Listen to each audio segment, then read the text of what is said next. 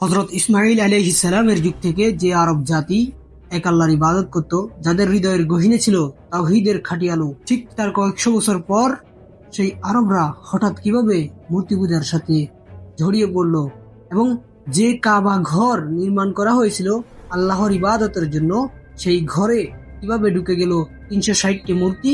আজ আমরা সেই রহস্য উদ্ঘাটন করব। প্রথমে আমাদেরকে জানতে হবে দ্বীন-এ ইব্রাহিমী আসলে কি। হযরত ইব্রাহিম আলাইহিস সালাম এবং হযরত ইসমাঈল আলাইহিস সালাম আরবের মক্কা নগরীতে যে একাত্মবাদ বা তাওহীদের বাণী প্রচার করেছিলেন, সেটি হলো দ্বীন-এ ইব্রাহিম, যার মূল কথা ছিল আল্লাহ এক, তার কোনো অংশীদার নেই। হযরত ইসমাঈল আলাইহিস সালামের সময় থেকে আরবের মানুষ অত্যন্ত নিষ্ঠার সাথে এই দ্বীনের উপর প্রতিষ্ঠিত ছিল। তারা হজ করত, কোরবানি এবং কাবাঘর তাওয়াফ করত, আর আল্লাহ ছাড়া কারো সামনে মাথা নত করত না।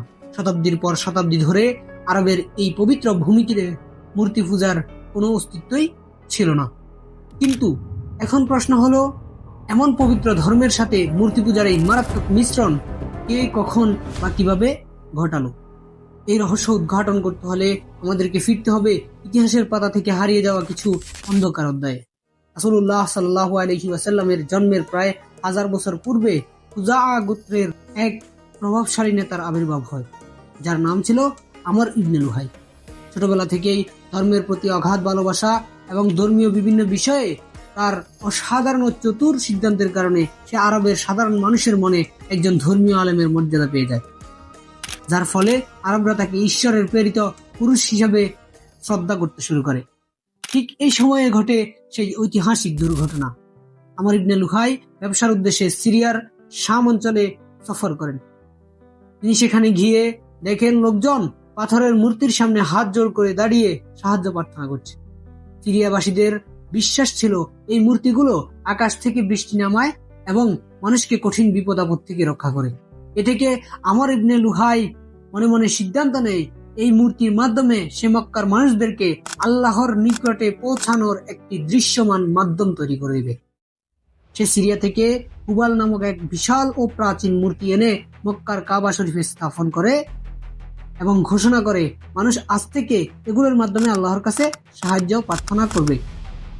ফলে মক্কার সরল মনা মানুষগুলো তাদের এই তথাকথিত আলেমকে অন্ধের মতো অনুসরণ করা শুরু করে।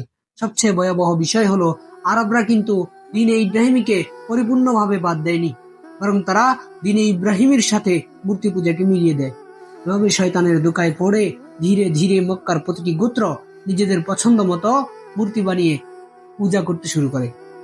এভাবেই শেষ পর্যন্ত কাবা ঘর পরিণত হলো ৩৬০টি মূর্তির আখড়ায়। ইতিহাসের এই অন্ধকার ও কুসংস্কার দূর করতে 1000 বছর পর মক্কার বুকে আল্লাহ তাআলা রাসূলুল্লাহ সাল্লাল্লাহু আলাইহি ওয়াসাল্লামকে পাঠালেন। তিনি এসে মক্কা বিজয়ের পর মূর্তিগুলোকে নিজের হাতে ভেঙে আরবের জমিনে দ্বীন-এ ইব্রাহিমের সেই নিষ্কলঙ্ক তাওহীদের আলো মক্কাবাসীদের বুকে চিরতরে প্রতিষ্ঠা করেন। ইতিহাসের এমন সব রোমাঞ্চকর ও অজানা রহস্য জানতে সাবস্ক্রাইব করতে পারেন। ভালো লাগলে লাইক, শেয়ার করে কমেন্টে আপনার মতামত রাখতে পারেন এবং দোয়া রইল। দেখা হবে আগামী ভিডিওতে। আল্লাহ হাফেজ।